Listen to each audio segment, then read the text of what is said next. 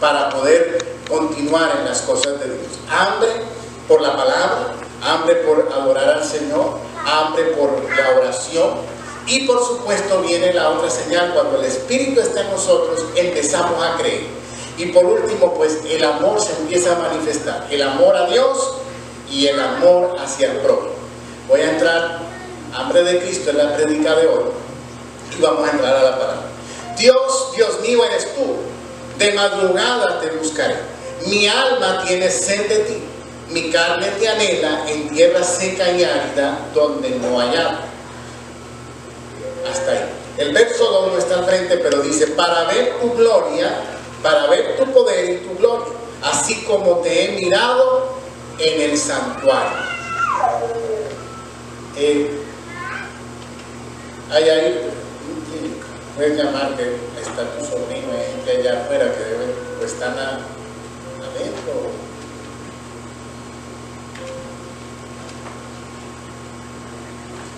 El hambre por las cosas de Dios nos va a provocar deseo por la palabra, nos va a provocar tener comunión con Dios y adorar al Señor. Entonces, hoy quiero compartirle un poquito acerca de Cristo en el Antiguo Testamento, con el propósito de que se desarrolle ese hambre en cada uno de nosotros.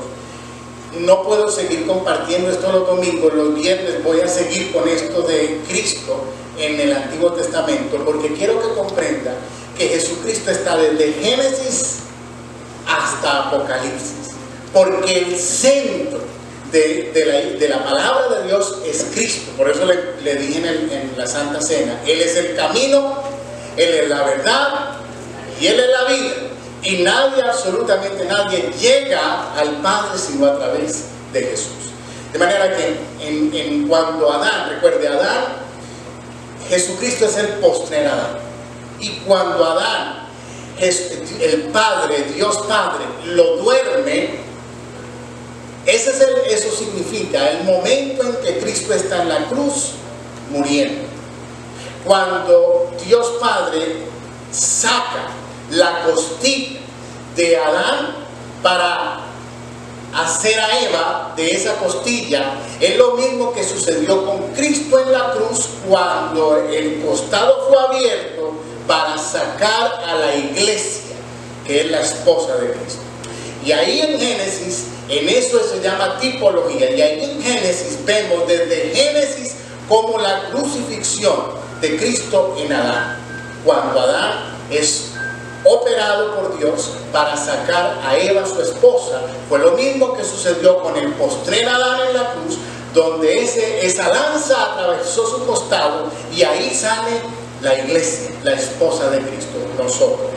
Ahora encontramos en Abraham algo muy interesante, porque Abraham es el padre de la fe, y el justo, dice la Biblia, por la fe vivirá. Y Dios le habla a Abraham y le dice que entregue a su único hijo Isaac, y es un sacrificio, y va a llevar a presentar a su hijo. Pero en ese momento Dios provee un cordero, y ahí yo tenía un problema. Pasé, le soy sincero, varias semanas analizando esta parte, porque todo lo que lograba estudiar me decía que Isaac, a ver, por ejemplo, quiero que piense, ¿qué representa Isaac? ¿Ah?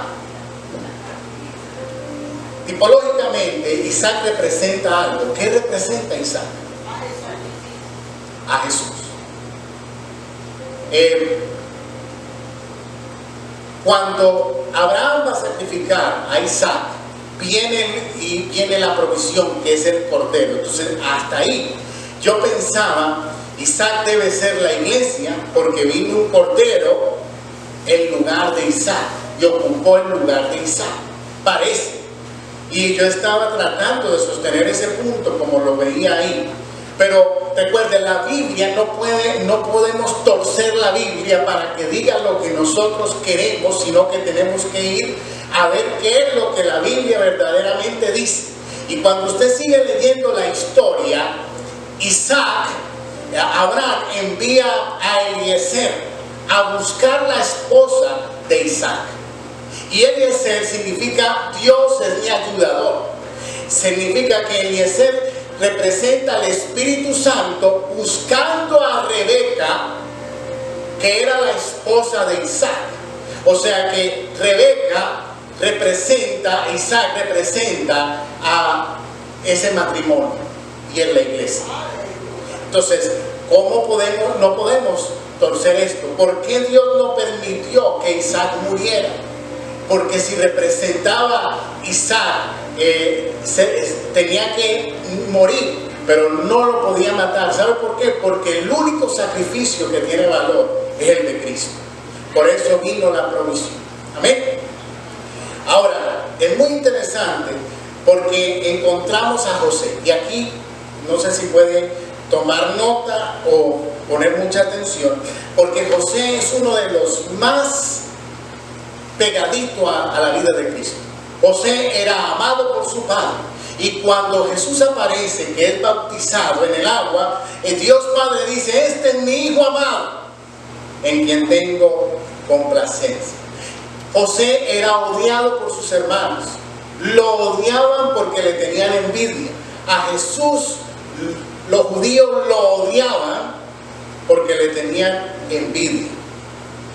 José le fue dada una ropa especial que nosotros no la teníamos. Jesús tenía una ropa especial porque cuando está en la cruz, su ropa se la estaban jugando los soldados porque era una ropa especial. No tenía costura, era una ropa costosa que no cualquiera la tenía. Y es otra de las cosas que sucedió con José. Cuando fue enviado por su padre a ver a sus hermanos, ellos lo rechazaron por envidia. Dios Padre envía a Jesús para salvar a la humanidad, pero empezando por su casa, y los judíos lo rechazan por envidia. José fue metido en una cisterna vacía. Jesús fue metido en un sepulcro nuevo. José fue sacado de la cisterna. Jesús fue levantado del sepulcro. Trataron de matar a José primero. ¿Recuerdan? Que lo iban a matar y uno de los hermanos dijo: no, vamos a venderlo. Con Jesús también trataron de matarlo antes de la crucifixión, pero no lo lograron. Fue vendido por sus hermanos. José fue vendido por sus hermanos. Jesús fue vendido también por Judas. José se convirtió en un siervo. Jesucristo fue siervo de siervos. Él dijo: si hay alguien que quiere ser mayor, tiene que servir. José fue tentado por la mujer de Potifar, pero José no cayó en la tentación. Jesús fue tentado en todo, pero sin caer en la tentación. José fue condenado injustamente, porque él llegó a la cárcel injustamente. Jesucristo fue condenado injustamente. En la prisión, José fue hallado justo, por eso lo colocaron como administrador de la prisión. Pero Jesús, cuando estaba siendo condenado, Pilato y su mujer lo hallaron justo y querían salvarlo, pero no lo pudieron lograr. José anunció un mensaje de vida y de muerte en la cárcel. ¿Por qué de vida y de muerte? Porque habían dos ladrones y uno iba a vivir y el otro iba a morir. Cristo estuvo en la cruz en medio de dos ladrones. Uno vivió y el otro murió. José la resurrección de José es cuando sale de la cárcel y es sentado al lado del faraón, como el segundo después del faraón. Cuando Jesús resucita, es sentado a la diestra del Padre. Cuando José sale de la cárcel y se convierte en el segundo en Egipto, se casa con una mujer egipcia, una gentil. Cuando Cristo se levanta de la tumba, se casa con la iglesia que está hecha por gentiles. Tal cual, todo es una tipología de lo que iba a suceder con Jesús.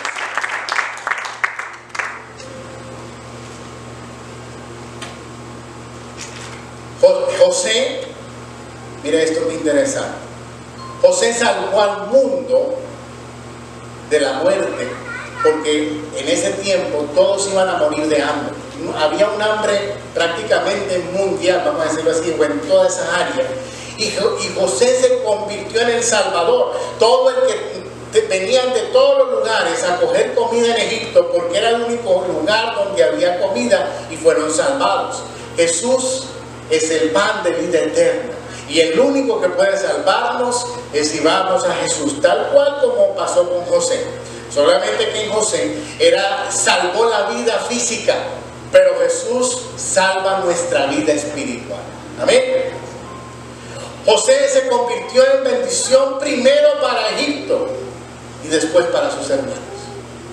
Jesús primero fue bendición para los gentiles, la iglesia, y después va a serlo para los judíos.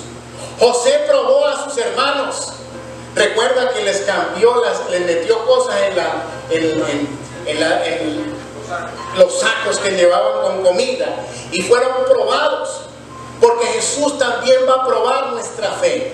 Y recuerde que ellos empezaron a hablar con José de que por favor no dejara a Benjamín ahí, porque el padre no iba a resistir si no llevaban a Benjamín, y se quedó otro en su lugar. Bueno, todo eso fue probando.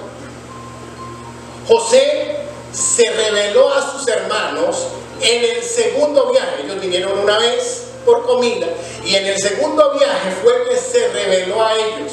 Jesús se va a revelar en el segundo viaje al pueblo de Israel. Amén. José trajo a sus hermanos y a su familia al país de su gloria. Jesucristo nos va a llevar. Amén. Amén. Ahora, otra parte interesante.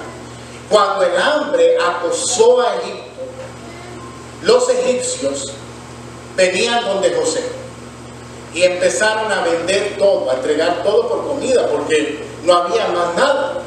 Y a lo último hasta sus tierras por comida. ¿Y sabe qué pasa? Que con eso es lo mismo. Jesús no está interesado en lo que nos sobra, lo que sobra de nosotros. Él quiere todo de nosotros. Todo de nosotros. Ahora es voluntario. La gente iba donde José y le voluntariamente entregaban todo para poder sobrevivir, porque era la única manera. Ellos mismos le dijeron: José, ya no tenemos nada, toma nuestra tierra, pero danos de comer, porque era el único que tenía comida para salvarnos. Con Jesús es lo mismo. Jesús es todo o nada. O estás con Él o no estás con Él. Acuérdate que dice la Biblia que el tibio, ¿qué va a pasar? Si eres frío o eres caliente, pero lo tibio lo vomitaré. Y de la misma manera, con Jesús, diga conmigo, es todo o nada. Amén. Es algo drástico.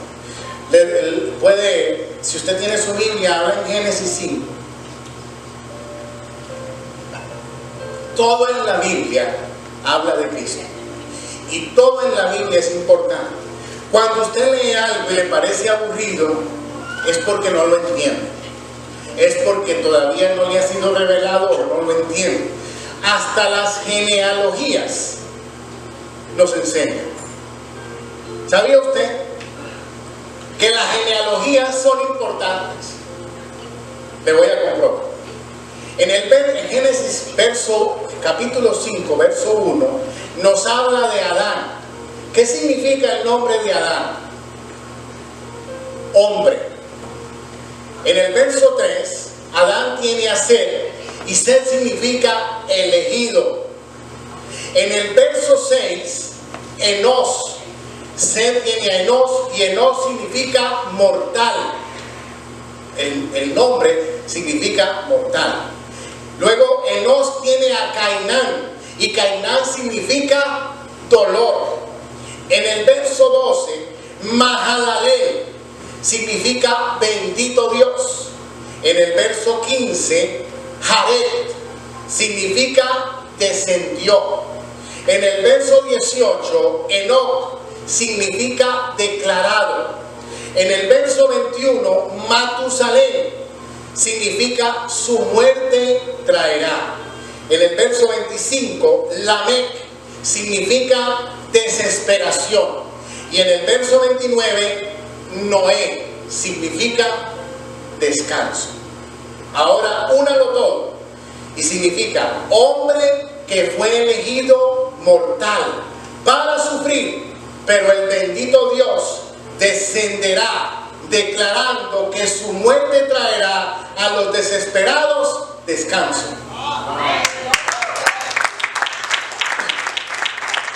Ahí lo tiene. Le puede tomar una foto si quiere, pero ahí está. Está en cada verso lo que significa cada nombre, y si usted lo une, le da Cristo. Todo en la Biblia es importante. Es la palabra de Dios.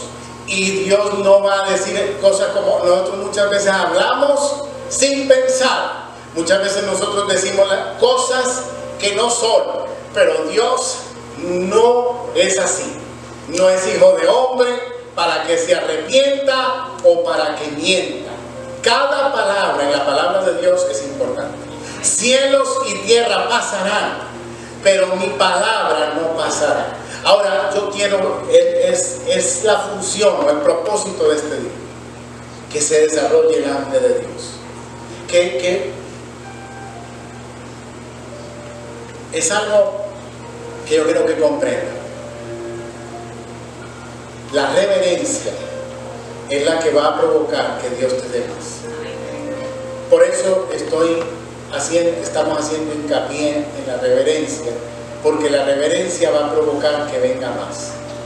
Y cuando viene más, pues vas a recibir más, vas a crecer más, vas a pasar al siguiente nivel. Yo no sé si usted se quiere mantener en el nivel que está, o usted quiere ir al siguiente nivel.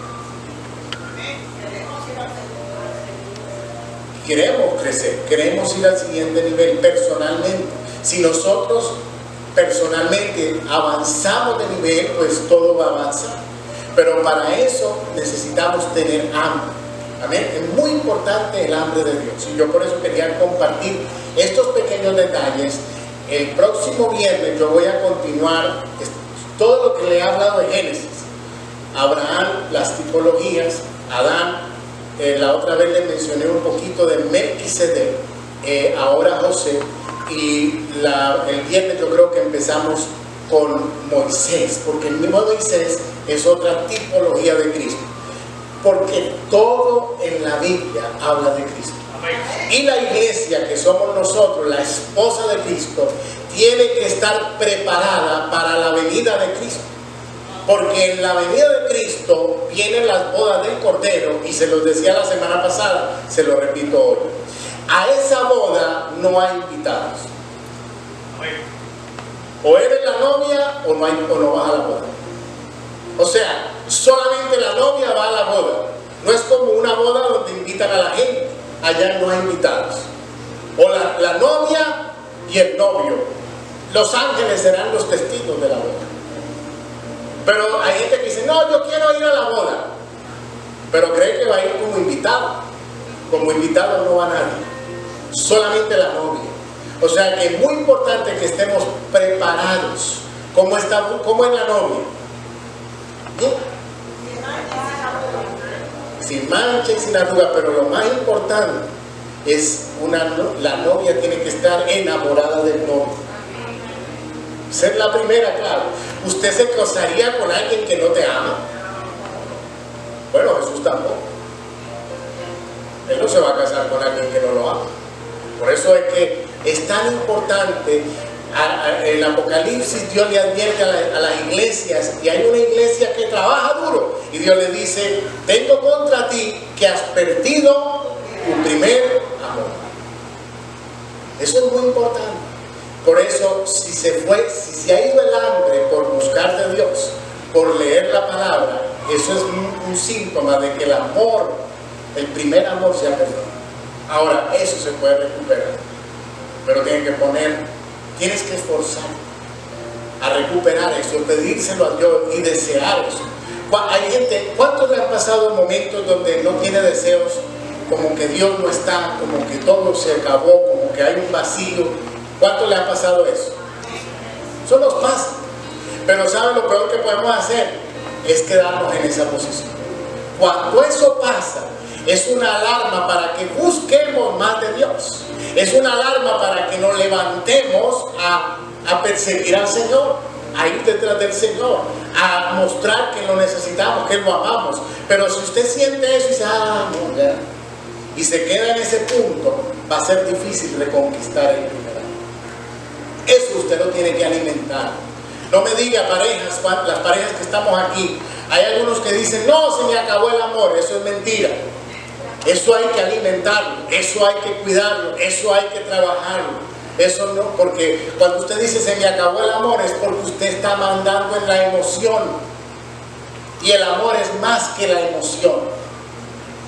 Si yo ando por emociones con Dios, eso no va a durar. Si yo ando con emociones con mi esposa, ya tuviera 20 matrimonios. No funciona con emoción. Hello. La emoción es el día de la boda. La emoción es la luna de miel. La emoción es cuando cosas buenas pasan dentro del matrimonio. Pero hay momentos que no son buenos. De rutina, de trabajo, de los hijos, de las mujeres que cocinar o hacer las cosas de la casa, y del hombre muchas veces también las obligaciones que se tienen que hacer. Y eso ya entra el amor. ¿Sabe cuándo es que funciona el amor? Después de varios años de matrimonio es donde empieza a trabajar el amor. Al principio es pura emoción. ¿Sí o no? Lo mismo pasa con Cristo. Cuando llegamos al Señor, muchas veces estás caminando en la emoción. Pero ya, después del tiempo, cuando perseveramos en las cosas de Dios y decidimos servir y hacer como Él quiere, entramos en el verdadero amor de Cristo. Y esa es la novia de Cristo. Acuérdese de las vírgenes que estaban esperando al novio, y había unas insensatas que se despreocuparon y después estaban pidiendo el aceite de las que habían buscado el aceite. Y en las que tenían el aceite dijeron, no, yo lo siento, pero este es el aceite mío. Perdieron su chance.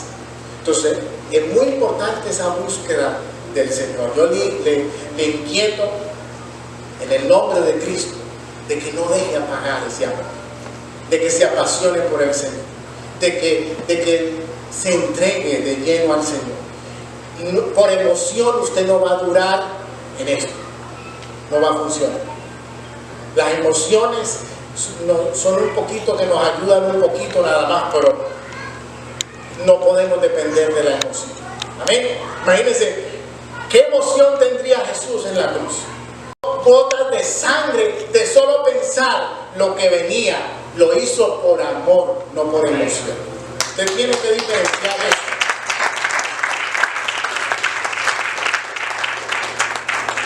Señor, en este día te pedimos, oh Dios,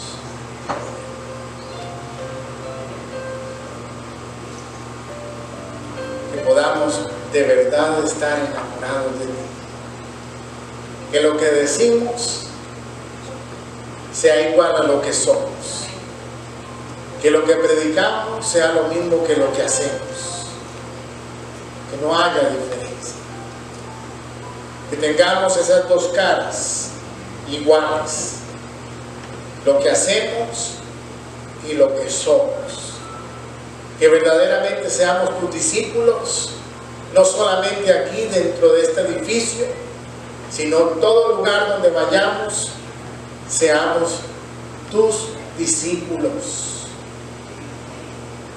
Hoy te pido, Señor, que el hambre por tu palabra crezca, que la reverencia, Señor, a ti crezca, que el temor a ti, temor reverente, crezca.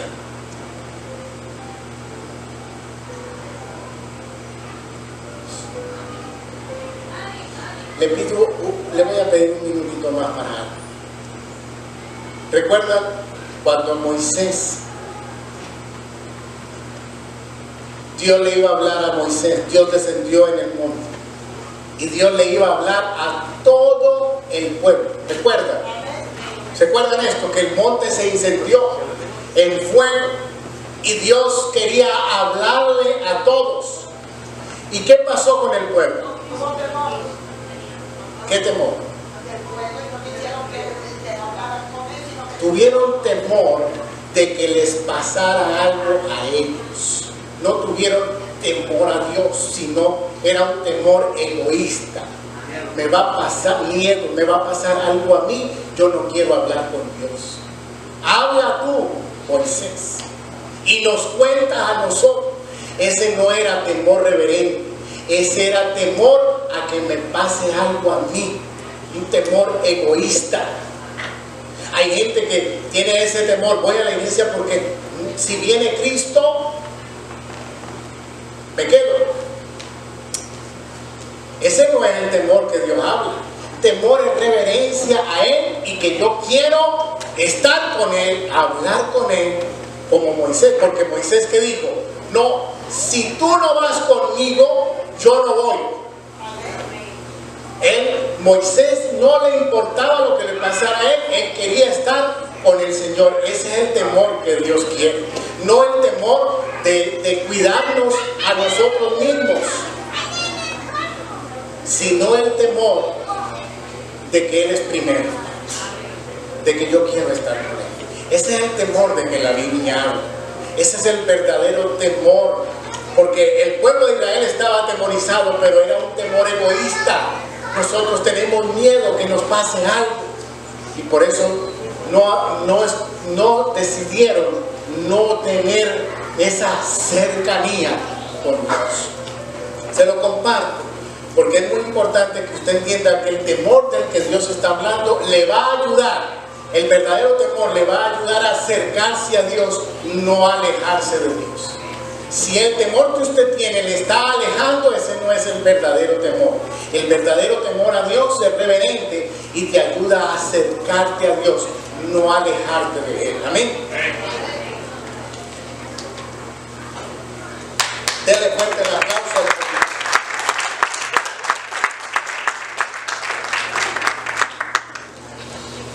Espero que haya podido ser de bendición en este día para su vida.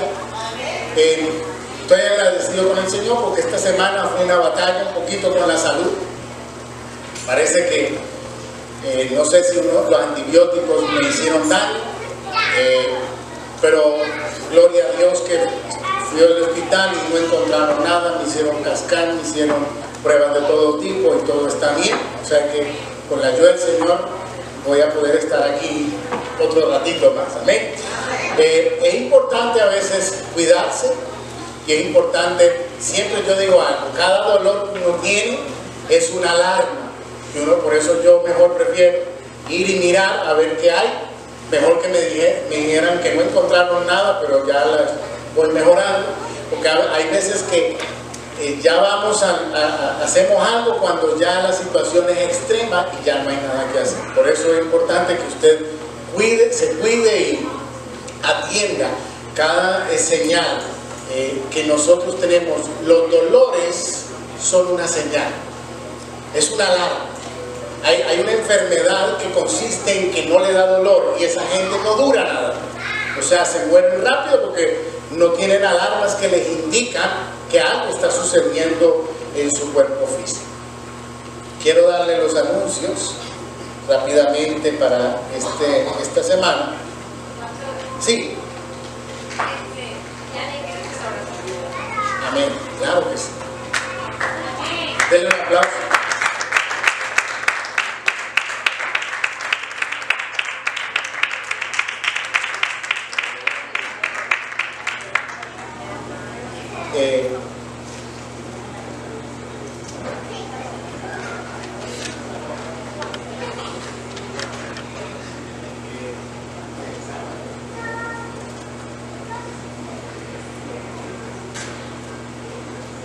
Es muy interesante porque yo pensaba que ella ha estado ya varias semanas con nosotros y a veces uno piensa que las personas ya son creyentes, o sea, conocen a Jesús, pero ella está hoy tomando la decisión de entregar su vida a Cristo. Esa es la decisión más importante que podemos tomar. No hay otra. Esa es la más importante de toda nuestra vida, es esa.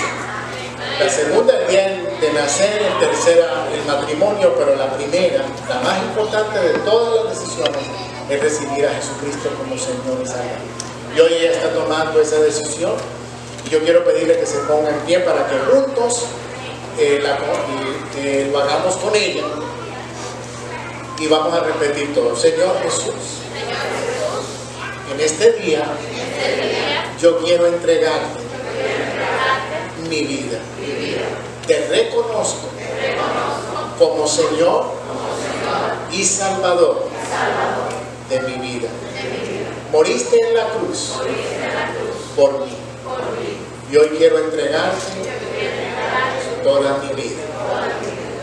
Perdona, Señor, cada uno de mis pecados y límpiame con tu sangre.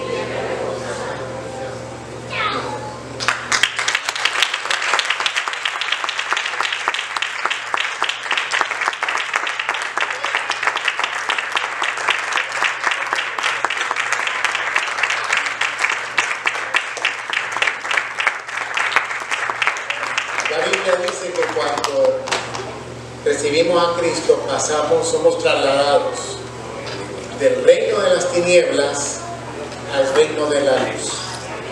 En este momento eso es lo que ha sucedido espiritualmente hablando. Ella ha sido pasada de un reino al otro. Ahora su Padre es Dios. Ahora la herencia es la herencia que nos ha dado Cristo a través de su muerte. Amén. Y bendecimos su vida. Sí. Sí. Mala venga, délo por favor. Yo no le quiero quitar el primer lugar a la hermana Ana y a la hermana Liz. Pero me decía Lilian que si no damos testimonio de las cosas que Dios hace, no damos una inyección de fe a otros, ¿no? Y el pastor lo sabe, hace un tiempo atrás yo me sentía muy mal, con un dolor, y aquí yo le dije cómo me había sentido, pero yo le dije que me sentía muy cargada porque del IRS me habían pasado en un anuncio que tenía que devolverle del año 2016 $4,535. Y yo recuerdo que en ese año yo le dije al Señor, si es tu perfecta voluntad, yo quiero que tú me devuelves una X cantidad de dinero. Y la cantidad de dinero que yo le pedí al Señor, bueno, faltaron $300 para que llegara esa cantidad de dinero que yo le pedí al Señor. Y resulta que ya ahora, en este año, el IRS me pasa esa mala noticia. Mis hijas saben cómo yo me puse de mal, eso fue un domingo, yo me paso días y no cojo la correspondencia que está en casa de mi hermano, y cuando bajo, yo me puse muy mal, de recordarme, me pongo mal, y ellos me dijeron, mami, nosotros tienes que tener fe, y tú sabes que Dios pelea por nosotros. Wow, ese día mis hijas me dieron una lección de fe. Y yo le dije al pastor, y se lo dije a algunas amistades mías en Cuba, y yo sé que han estado orando por eso. Y comenzamos un tiempo, levantamos un altar que hacía rato que no teníamos en la casa, y cada noche orábamos al Señor y le dábamos gracias por eso, y por muchos motivos, son muchos los motivos de oración que tenemos en ese altar que hacemos cada noche. Pero hubo un momento, al principio empecé a buscar porque me pidieron, y yo le dije, le voy a mandar tantas pruebas de que yo soy cabeza de familia, porque ellos decían que yo tenía que devolverle esa cantidad porque yo no era cabeza de familia. Y yo decía, y si yo no soy la cabeza de familia después de Cristo en esta casa, ¿quién es? ¿Quién es la que representa a Patricia? Y entonces yo le dije, Señor, no, porque Lili ella no depende, ya Lili se declara sola, ¿no? Y entonces yo empecé a buscar, y gracias al Señor que yo guardé muchos documentos, hasta desde el año 2013, cuando me entregaron el primer Medicaid para Patrick, hasta prueba de eso que viene el nombre de ella y mío, se lo mandé. Le dije, le voy a hacer igual que la mujer le hizo al juez en la Biblia, que por obstinación me van a tener que dar la razón. Pero yo le dije un día, Señor, y cada día le decía, Señor, yo estoy tranquila, porque tú dices en tu palabra que tú peleas cada batalla de nosotros, y nosotros hemos sido justificados por tu sangre. Entonces yo soy justa, estoy considerando como justa porque fue justificada por tu sangre. Entonces, Señor, yo te doy las gracias. Y hace unos días, bueno, ya mandamos todo, la contadora mandó todos los documentos que eran necesarios.